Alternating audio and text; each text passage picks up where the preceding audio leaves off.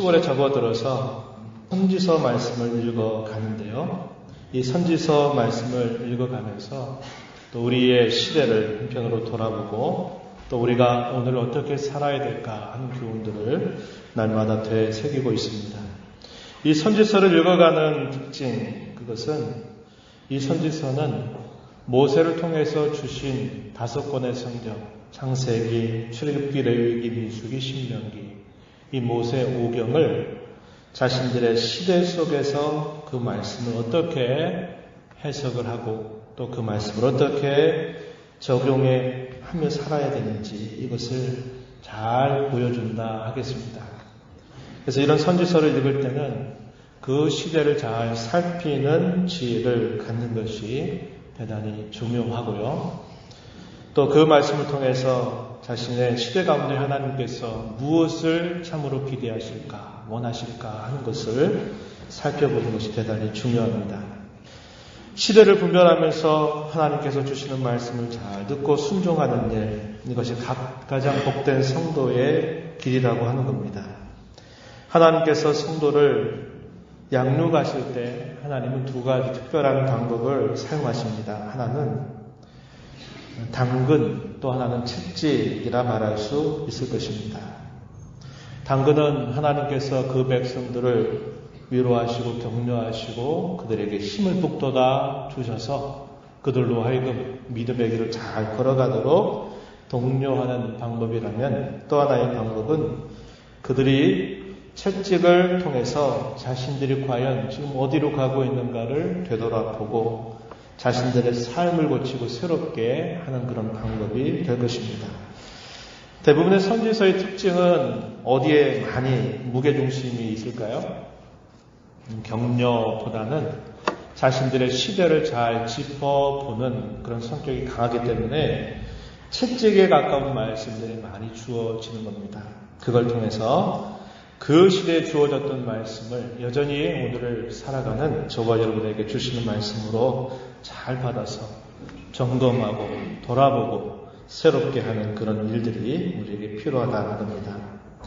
얼마 전에 성경공부 팀과 함께 양수에 있는 하이 패밀리라고 하는 곳을 다녀온 적이 있습니다. 그곳에서 주기도문 영성의 길이라고 하는 프로그램에 참여를 한 적이 있는데요. 그곳은 북한강이 잘 내려다 보이는 아름다운 산 속에 지어진 수련원입니다. 그곳에 가보니까 계란 모양으로 해서 아주 멋있는 그런 예배 처소 혹은 기도 처소가 있었고요. 그 옆에는 잔디로 만들어진 광장이 있었습니다. 그런데 그 잔디 광장에 가장 중앙에 가면은 많은 푯말이 하나 박혀 있었어요. 그 푯말의 내용이 무슨 문제일까 해서 자세히 가서 살펴보니까 마치 나침반의 딱 중심처럼 그 푯말이 있는데 그 푯말 안에 그런 말이 써 있습니다. Where am I? 나는 지금 어디에 서 있는가? 라는 그런 질문을 던지는 푯말이었습니다. 그래서 그 잔디밭의 정중앙에 그 푯말이 있고 그 중앙을 중심으로 해서 마치 이렇게 방향을 설정하는 것과 같이 잔디를 배치하고 있는 모습을 보았습니다. 제가 또 그 의미가 뜻이 있어서 제가 그것을 사진으로 찍어 왔는데요. Where am I? 나는 지금 어디에 서 있는가? 라는 것입니다. 어느 시대를 살아가든지 성도인 하나님의 백성들에게 요구하시는 하나님의 뜻은 시대를 잘 분별하는 것입니다. 그리고 그들이 망할 길로 가지 않고 살 길로 가는 것입니다. 어떤 것이 살 길인가 하는 것이죠. 그래서 오늘 우리가 읽은 이 말씀, 아모스서 5장 4절로 8절의 이 말씀을 바탕으로 살 길과 망할 길이라고 하는 제목으로 함께 주의 교훈을 나누고 싶습니다. 먼저 우리는 아모스가 살고 있었던 그 시대가 어떠한 시대였는가 한번 짚어보는 게 도움이 될 것 같습니다. 2가지 정도 나눠볼 수 있을 것 같아요. 하나는 겉으로 나타나고 있는 외형적인 모습이 어떠한가 하는 것이고, 또 하나는 속으로 감추어져 있는, 그러나 실제 그들이 갖고 있는 모습이 어떠한 것인가 하는 부분입니다. 이스라엘 백성들, 특별히 야모스 시대에 주어졌던 그 말씀은 당시 북이스라엘 나라 역사에 있어서 굉장히 번영과 부를 축적했던 그런 시대였습니다. 여로보암 2세라는 왕이 아주 오랜 시간 동안을 이스라엘 나라를 다스렸던 시기입니다. 오늘날 같은 경우에는 한 나라의 위정자가 되고 또 통치자가 된다라고 할 때는 정해진 기한이 있습니다. 그래서 그 기한에 맞춰지게 되면, 그 기한이 되면 결국 퇴임을 하는 일들이 있게 되지만, 성경의 이 고대 시대에는 임기가 정해져 있지 않았습니다. 다시 말씀드리면 어떤 문제가 생기지 않는다 하면은 왕의 자리에서 물러날 일이 없었다고 하는 겁니다. 그래서 거의 대부분 죽을 때까지 왕으로 그 나라를 다스렸던 시대였다고 하는 것이죠. 그러하기에 이 북이스라엘 나라 역사 속에서 여로보암 2세가 오랜 시간을 다스렸다라는 말은 그 당시에 그 시대가 대단히 안전했다라는 것을 보여줍니다. 평화가 깃들여져 있다라는 것을 말해줍니다. 번영을 일으켰다라는 것을 보여주기도 한다는 겁니다. 그래서 실제적으로 북이스라엘 역사에 있어서 이 시기는 가장 넓은 영토를 차지했던 시대였습니다. 그리고 부와 번영을 이루었던 시대였다는 겁니다. 다시 말씀드리면 살기 좋았던 시대를 지나고 있다고 하는 겁니다. 당시에 그들을 위협할 수 있는 아수르라고 하는 나라는 당시에 힘이 그렇게 강하지 못했습니다. 세력이 많이 약해져 있는 상황이었기 때문에 북이스라엘은 더더군다나 아주 좋은 시기를 보냈던 것이죠. 이렇게 겉으로 나타난 모습은 소위 전성기라고 말하는 그 시대를 지나고 있었던 것입니다. 그렇다면 그들의 속에 감추어져 있는 모습은 어땠을까요? 번영과 풍요 속에서 이스라엘 백성들의 신앙과 그들의 삶은 썩어 들어가고 있었습니다. 이미도 지난 세대가 자신들에게 넘겨주었던 악습들, 부패함, 그것을 극복하는 것도 결코 쉬운 일이 아니었을 것입니다. 하지만 이미 그들 자신들에게 주어진 신앙적인 문제들을 극복하는 것은 더더욱 힘든 일이었다고 하는 겁니다. 한 가정에서 살아가면서 자신의 아버지나 또 그 조상의 시대에 큰 위기를 겪게 되거나 아픔을 겪게 되면 그 위기나 아픔이라고 하는 것이 그 후손들에게 다 끝나버리는 경우는 많지 않습니다. 그것은 계속 대물림이 되듯이 계속 그 어려움이 이어져 가게 되는 경우들이 많이 있다는 겁니다. 그래서 결코 쉽지 않아요.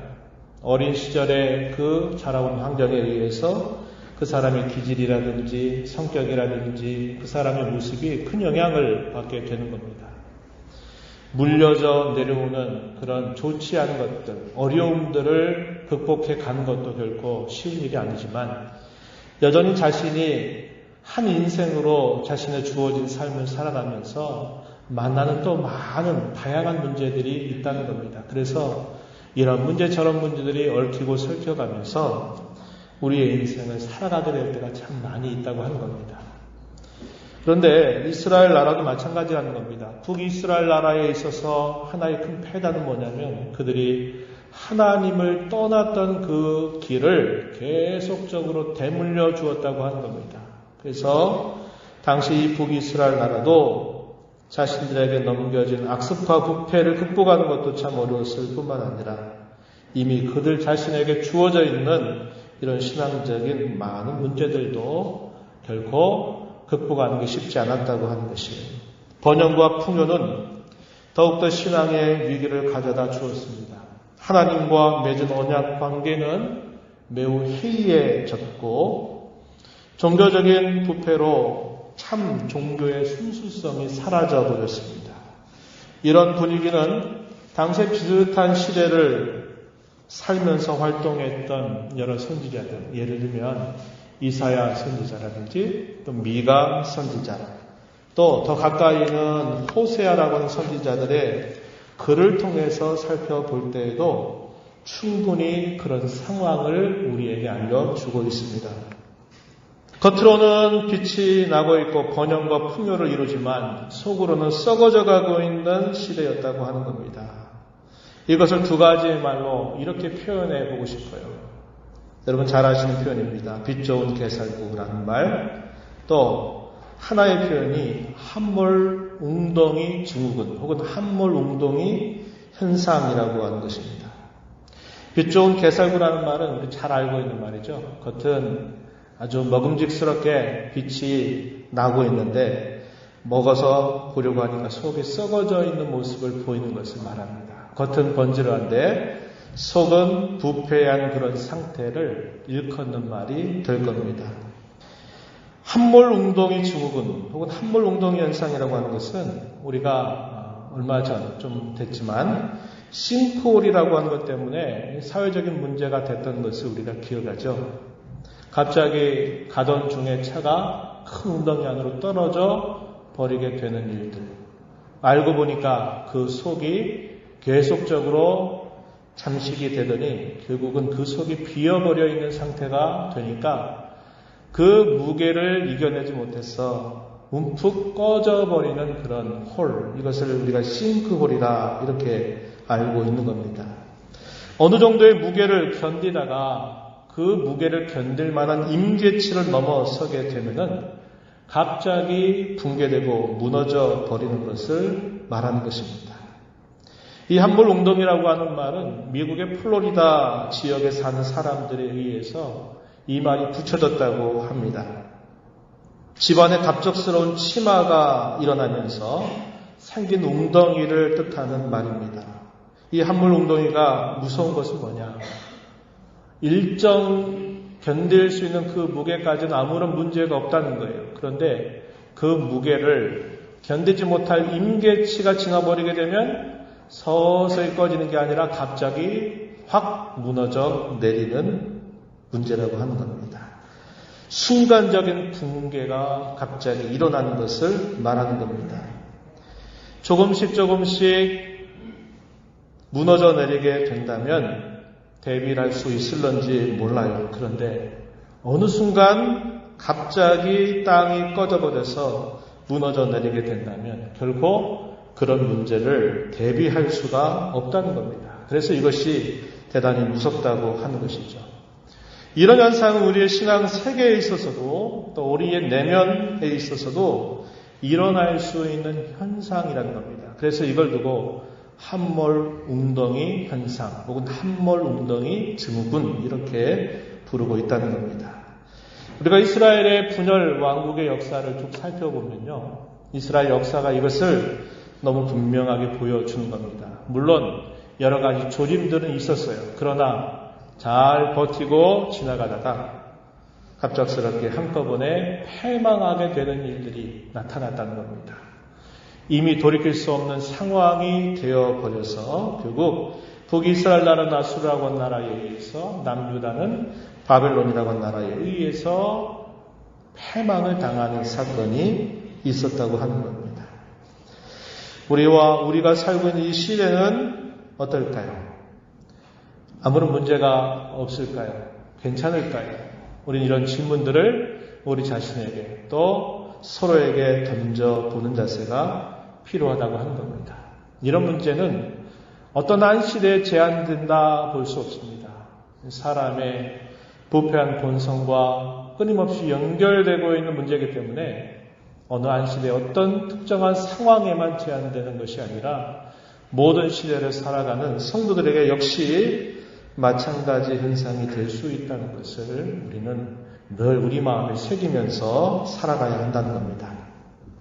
이러한 말씀들을 우리가 생각해 보면서 우리가 우선적으로 가져야 될 것은 뭐냐면 망할 길로부터 되돌아서는 자세를 가져야 한다고 하는 것입니다.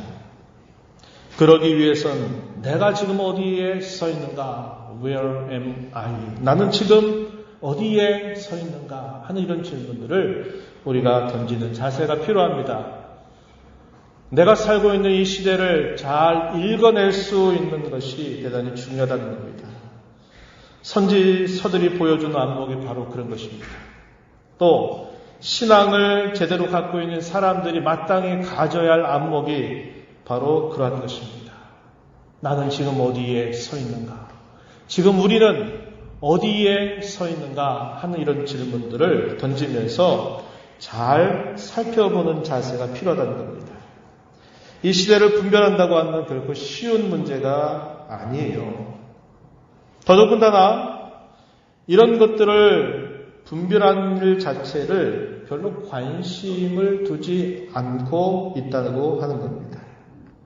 아무런 문제가 없는데, 특별한 일이 없는데, 내 삶은 어제나 오늘이나 앞으로도 비슷할 것인데, 굳이 그런 문제를 고심하면서 그런 문제를 풀어갈 필요가 있겠느냐, 생각할 필요가 있겠느냐 하는 생각을 많이 한다고 하는 겁니다. 그렇기 때문에 우리가 이런 문제가 결코 쉽지 않다는 것을 알게 돼요. 그런데 이러한 시대를 분별하기 위해서는 영적인 무지함에서부터 우리는 벗어나야 된다는 것이고요. 완고한 죄악과 또 완고한 고집을 끊임없이 꺾지 않으면은 이러한 시대를 읽어간다고 하는 것이 참 어렵다는 것을 우리는 알게 되는 것입니다. 오늘 우리가 읽어간 이 본문에서 계속 이야기하고 지적하고 있는 말씀은 뭐냐? 그들로 하여금 망할 길에서 되돌아서라 하는 말씀을 하시는데 그게 두 가지 정도로 생각해 볼 수 있을 겁니다. 하나는 뭐냐면 자기 만족의 종교, 자의적인 종교로부터 되돌아서라 하는 말로 요약할 수 있습니다. 선지자가 망할 길로 제시하고 있는 게 뭐냐? 종교적인 부패라고 하는 것이고 또 하나는 이제 우리가 다음에 살펴볼 것인데 삶의 부패에 대한 부분이라고 하는 겁니다. 이 종교적인 부패를 한마디로 말하면 조금 전에 말씀드렸던 것처럼 스스로 자기의 종교에 만족하는 태도, 종교 활동을 하되 자의적인 그런 생각까지 가지고 종교 활동을 하는 것입니다. 우리의 종교의 가장 근본적인 지침은 뭐냐? 하나님의 말씀이고 또 구체적으로 하나님의 뜻입니다. 어떤 일들을 행해야 될지, 어떤 일들을 하지 말아야 될지를 먼저 살펴가지고 살펴서 우리 자신들을 돌아보고 우리의 신앙을 다져가는 것이 중요한 일인데 이런 것으로부터 돌아서서 당시 이스라엘 백성들의 종교적인 모습은 자기 하고 싶은 대로입니다. 소위 사사시대의 특징이라고 말하는 자기의 생각이 옳은 대로 자기의 판단에 따라서 나름대로 신앙생활하는 그런 모습이라고 하는 것입니다. 이 당시의 시대도 이러한 동일한 모습들이 나타나고 있었어요. 하나님과 만남이라고 하는 것이 참 중요하고 하나님의 뜻이라는 게 참 중요한데 그것과 상관없이 이 정도면 됐어. 이 정도면 괜찮아. 이 정도면 할 만큼 한 거야. 라는 이런 생각을 가지고 스스로 족하게 여기는 모습입니다. 성경 몇 구절을 한번 찾아보시죠. 아모스서 4장 4절 5절 말씀 여러분 한번 보실까요? 앞으로 조금 넘겨가시면 보입니다. 제가 한번 읽습니다. 너희는 베델에 가서 범죄하며 길갈에 가서 죄를 더하며 아침마다 너희 희생을 3일마다 너희 11조를 드리며 누룩 넣은 것을 불살라 수은제로 드리며 낙헌제를 소리내어 선포하려무나 이스라엘 자손들아 이것이 너희가 기뻐하는 바니라 주 여호와의 말씀이니라. 당시에 이 백성들의 종교의 한 단면을 보여주고 있는 말씀의 내용입니다. 이 말씀 속에 가장 핵심적으로 우리가 눈여겨보는 부분은 마지막 부분이에요. 이 마지막 부분에 뭐라고 표현하고 있습니까? 이것이 너희가 기뻐하는 바다 이렇게 말했습니다. 이게 무슨 말입니까? 이 정도면 됐어. 이 정도면 난 충분히 하고 있는 거야. 이 정도면 만족해 하는 이런 태도를 표현하고 있는 겁니다. 그게 어떤 모습으로 구체화되었나요? 희생의 제사를 드렸다는 겁니다. 아침마다 희생의 제사를 드렸어요. 그리고 3일을 주기로 해가지고 3일마다 11조를 드렸다고 이야기합니다. 그리고 수은제, 낙헌제를 소리내서 선포했다. 제사를 드리는 일에 아주 열심을 냈고 무엇인가를 바치는 일에 힘을 기울였다고 하는 겁니다. 안식일이 돼서야 그들이 11조를 드린 게 아니라 3일을 단위로 해서 11조를 드렸다고 하는 것은 대단히 열심을 가지고 종교 생활을 했다는 것을 말해주는 표현입니다. 그런데 문제는 뭐냐? 죄를 더하면서 그들이 그렇게 했다는 것이고, 또 하나는 그들이 그렇게 하는 것을 기뻐하고 스스로 만족했다라고 하는 것이 큰 문제가 되는 부분입니다. 좀 넘어가서 아모스서 5장 21절로부터 또 그런 비슷한 말씀이 주어집니다. 이것도 그들의 당시의 종교적인 단면을 보여주는 구절입니다. 21절로부터 23절의 말씀, 우리 함께 소리내서 함께 읽어봅니다. 내가 너희 절기들을 미워하여 멸시하며 너희 성회들을 기뻐하지 아니하나니 너희가 내게 번제나 소제를 드릴지라도 내가 받지 아니할 것이요 너희의 살진 희생의 화목제도 내가 돌아보지 아니하리라. 내 노랫소리를 내 앞에서 그칠지어다.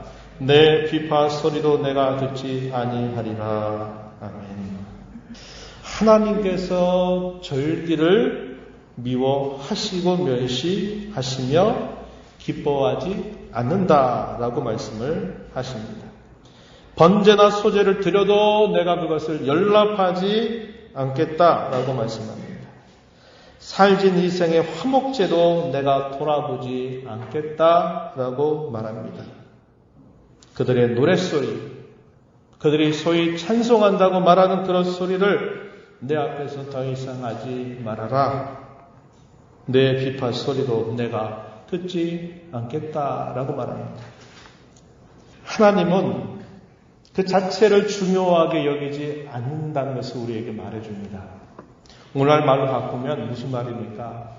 하나님 앞에 꼬박꼬박 예배 시간이 되면 예배하고 또 꼬박꼬박 헌금을 드리고 꼬박꼬박 내 할 일들을 다 하면 하나님께서 됐다, 참 잘한다 라고 말씀하시지 않는다는 겁니다. 이거보다 더 중요한 게 있는데 그게 뭡니까? 하나님과의 만남입니다. 하나님과의 인격적인 관계입니다. 이것이 없이 그저 내가 할 일 했다라고 생각하고 내가 열심히 이렇게 드렸다고 생각하고 내가 열심히 할 만큼 하고 있다라고 생각한다면 이것은 결코 하나님이 기뻐하시는 바도 아니고 연락하시는 것도 아니고 다 소용없는 일들이다라고 말씀하신다는 겁니다. 뭐가 문제입니까? 자기 만족이에요. 하나님께서 과연 받으실까? 하나님께서 이것을 정말 원하실까?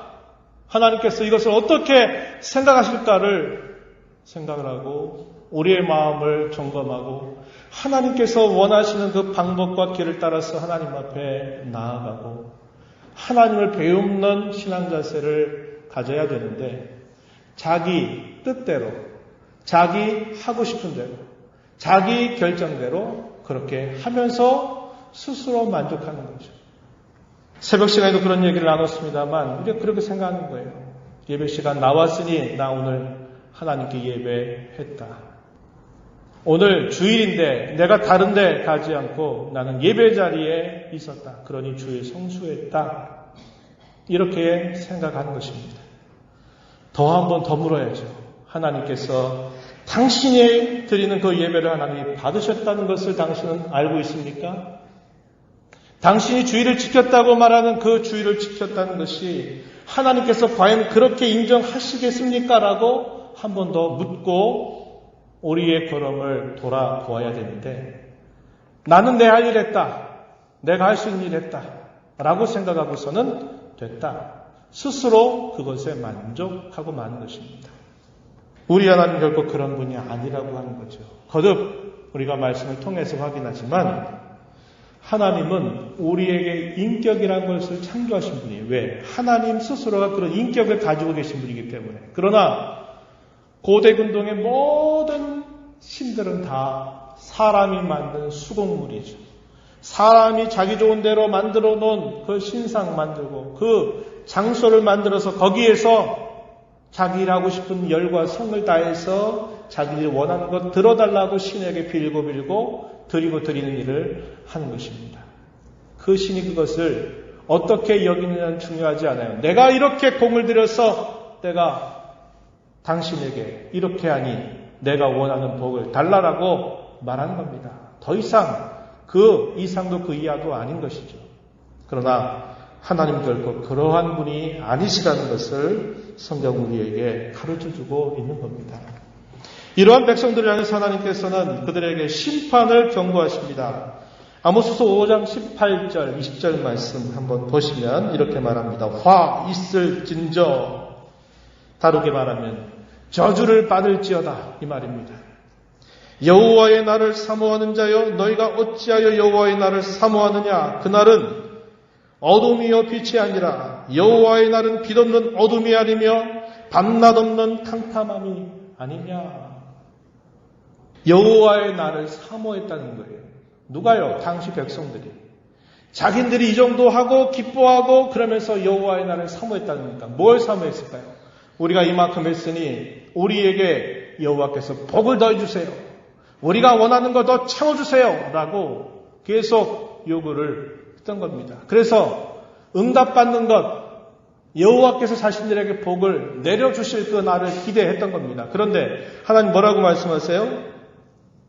그날은 너희가 생각하는 빛 혹은 너희가 생각하는 그 복받는 날이 아니라는 겁니다. 그날은 어떤 날이다? 어둠이다. 그날은 심판을 당하는 날이다 라고 하나님께서 말씀하고 있다는 것입니다. 왜 그럴까요? 근본적인 부분부터 잘못된 길로 그들이 가고 있었기 때문에 계속적으로 망하고 벌받을 길, 저주받을 길을 따라 계속 걸어가고 있기 때문에 그들이 여호와 앞에 기도하면서 만나기를 기대하는 그날은 빛의 날이요, 복된 날이 아니라 어둠의 날이요, 심판의 날이요, 저주의 날이 될 것이라고 이렇게 선언하고 있는 것입니다. 또 하나의 문제는 뭐냐? 아까 이야기했듯이 그들의 삶의 부패입니다. 그들의 삶이 의와 공평을 이룬 대신에 불의와 불공평함으로 부패해졌다는 것을 또 하나의 원인으로 제시합니다.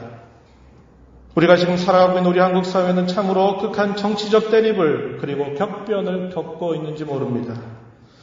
요즘 들어 여러분 이런 말 많이 들어보시죠. 내로남불. 내가 하면 로맨스, 다른 사람이 하면 불륜이라는 말. 또 하나 여러분 많이 들어보셨을 겁니다. 선택적인 정의, 선택적인 공평이라는 말. 많은 사람들의 입에 회자되고 있는 표현입니다. 이 선택적 정의, 선택적 공평이라는 게 무슨 말입니까? 내가 원할 때, 내가 필요할 때 정의를 들이대고 공평을 들이대고 다른 때는 그것을 들이대지 않는 거예요. 자기가 부패하고 자기에 대해서는 한없이 관용과 관대함을 요구하면서 다른 사람에 대해서는 그건 정의 문제에서 어긋난다. 공평의 문제에서 어긋난다라고 말하는 것입니다. 당시 이스라엘 백성들의 행태도 이와 다르지 않았다고 하는 겁니다. 아모스서 5장 14절, 15절 말씀을 우리가 빗대어 보면 이렇게 표현합니다. 너희가 살려면 선을 구하고 악을 구하지 말지어다. 만군의 하나님 여호와께서 너희의 말과 같이 너희와 함께 하시리라. 15절 너희는 악을 미워하고 선을 사랑해라. 성문에서 정의를 세울 것이다. 이런 말씀을 합니다. 이게 무슨 말입니까? 그들의 삶이 부패했다는 것을 보여주는 표현입니다. 아모스 6장 12절 말씀에 가면은 이런 말씀이 또 있습니다. 말들이 어찌 바위 위에서 달리겠으며 소가 어찌 거기서 밭 갈겠느냐. 그런데 너희는 정의를 쓸개로 바꾸며 공의의 열매를 쓴 쑥으로 바꾸며 라고 말합니다. 정의, 공의, 이것을 쓸개처럼, 쓴 쑥처럼 바꿔버렸다. 이게 무슨 말입니까? 하나님께서 그들로 하여금 기대하시는 생활 열매, 삶의 열매가 이러한 정의와 공평을 원하시는데 그들은 그것으로부터 거리가 멀다는 것을 이야기하는 것입니다. 다른 사람이 자기에게 잘못할 때는 정의를 드리고 공평을 얘기하면서 자기 자신에 대해서는 한없는 긍휼, 한없는 관대함을 요구하는 이 부패한 사람의 본성이 당시 이 시대 속에서도 대단히 많이 있었다는 것을 우리에게 보여주고 있는 겁니다. 두 가지를 이야기했습니다. 종교적인 부패, 그들의 생활, 삶의 부패에 대해서 이야기하시면서 그 길로부터 되돌아서라 이렇게 말합니다. 그리고 살 길로 행하라고 촉구하고 있습니다. 아모스서 4장 12절 말씀에 4장 12절 아니라 먼저 아모스 4장 6절로부터 11절 말씀에 보면요. 하나님께서 그 백성들에게 되돌아오라고 하는 촉구하시는 여러 가지 방법들이 소개가 되고 있습니다. 가뭄이 들어서 양식이 떨어지게 하신다든지 또 부분적인 가뭄을 통해서 그들이 마실 물을 공급받지 못하게 하신다든지 여러 가지 병충해나 자연재해를 통해서 그들이 수확을 하지 못하게 하신다든지 전염병이나 전쟁으로 그들의 생명을 위협당하게 하신다든지 이런 일들을 하나님이 행하시는 것을 이야기합니다. 그럼에도 불구하고 그들은 똑같이 여호와 하나님께로 돌아오지 않는다라고 말씀하고 있습니다. 사람은 흔들리지 않으면 반응하지 않아요. 하나님은 먼저 주변의 환경을 흔들어 가시는 것입니다. 그리고 그 사람 자신을 흔드시는 거예요. 마지막에 어떻게 하실까요? 아모스 4장 12절에 보면 하나님께서 내가 너를 직접 만날 것이다. 너는 나를 만날 준비를 하도록 해라 라고 말씀을 하시는 겁니다. 우회적인 방법으로 톡톡 치시면서 너 알겠니? 너 깨닫겠니? 이렇게 하시는 거예요. 근데 이게 안 들어요. 그러면 하나님께 직접 손을 대시는 것이죠. 그래도 안 들어요. 그럼 하나님께서 그를 완전히 흔들어 버리시는 일들이 생기는 겁니다. 사람들은 주변에 어떤 일이 생겨도 나에게 그게 어떤 영향이 미치지 않으면요 반응 안 해요. 난 그래도 안전한데, 난 그래도 별일 없는데, 우리 가족은 괜찮은데 이런 생각을 하는 겁니다. 하나님이 수위를 높여오시는 거예요. 그래서 그 흔드는 것이 처음엔 주변 흔들다가 나중에는 자신들을 흔들어내기 시작하는 거예요. 왜요? 뭐 하라고? 되돌아오라고. 깨달으라고. 돌이키라고. 하나님 그렇게 행하신다고 하는 겁니다. 오늘 우리가 읽은 본문 아모스 5장 4절로 8절 말씀에서도 동일하게 말합니다. 여호와를 찾아라. 이게 살 길이다라고 이야기하십니다. 여호와를 찾으면 산다는 권면이 주어집니다. 여호와를 찾으라. 그리하면 살리라. 라고 하는 이 표현이 주어집니다.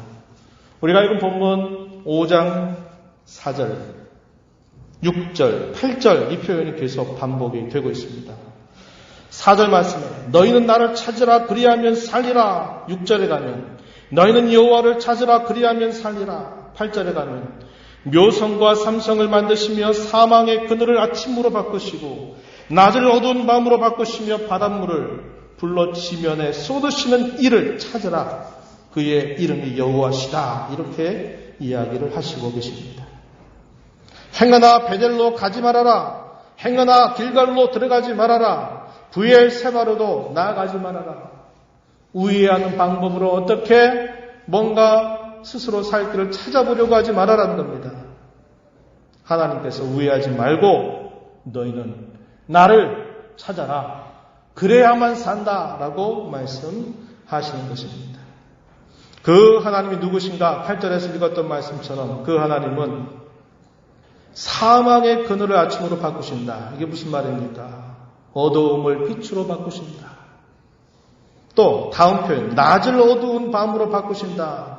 빛을 어둠으로 바꾸신다는 거죠. 어떤 때는 하나님께서 그들을 건져주시기도 하시지만 어떤 때는 그들을 오히려 망하게 하는 길로 이끌어 가시기도 하시는 분이시라고 이야기하면서 그 하나님을 찾아라 이렇게 촉구하고 있는 겁니다.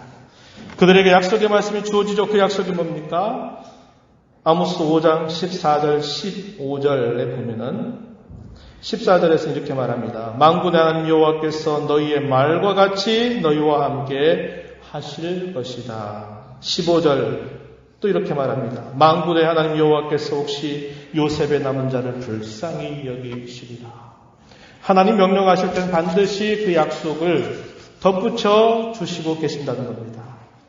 자신이 망할 길로 가고 있는 거기에서 돌아서서 살 길로 제시한 그 길로 가고자 할 때 하나님은 너희와 함께 할 것이고 너희를 불쌍히 여겨 줄 것이라고 말씀을 하고 있는 겁니다. 이 말씀을 읽으면서 이제 이걸 좀 생각했으면 좋겠어요. 우리의 신앙을 잘 관리하는 것은 대단히 중요하다는 겁니다. 앞서 함몰 웅덩이 현상에 대해서 말씀을 드렸죠.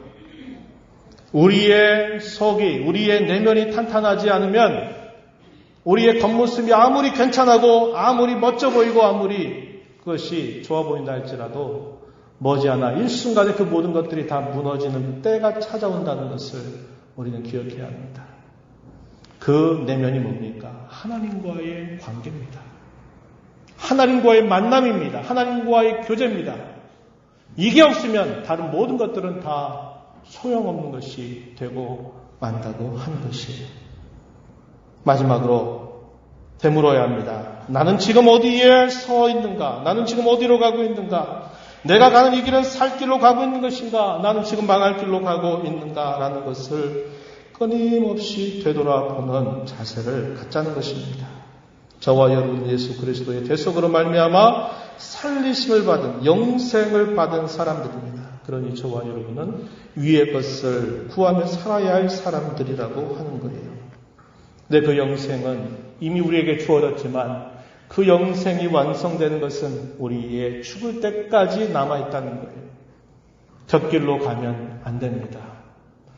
우리가 생명을 받아서 생명을 받은 날 동안 우리가 인생이라고 하는 길을 걸어가고 있습니다. 그럴 때 인생을 걸어갈 때 내가 지금 살 길로 가고 있는지 아니면 곁길로 새 가지고 엉뚱한 길을 걸어가고 있는지를 우리는 끊임없이 돌아보는 사세를 가지면서 참 종교, 참된 삶 이것을 끊임없이 우리 마음의 귀를 기울이면서 하나님 앞에 살아가게 되기를 진심으로 바랍니다. 하나님 아버지, 오늘도 저희들에게 주신 말씀을 통해서 그리스도의 대속으로 말미암아 구원받은 저희들은 이 땅에서 망할 길로 살아갈 자들이 아니라 살 길로 인생 나도록 살아갈 자들임을 교훈하여 주십니다. 종교적인 부패, 삶의 부패의 문제를 언제나 돌아보고 하나님과의 관계를 늘 점검하고 하나님께서 원하시는 그 뜻에 우리의 모든 뜻을 맞추어 살아가기를 언제나 힘써가는 교회와 성도가 되게 해 주옵소서. 예수님 이름으로 기도하옵나이다. 아멘.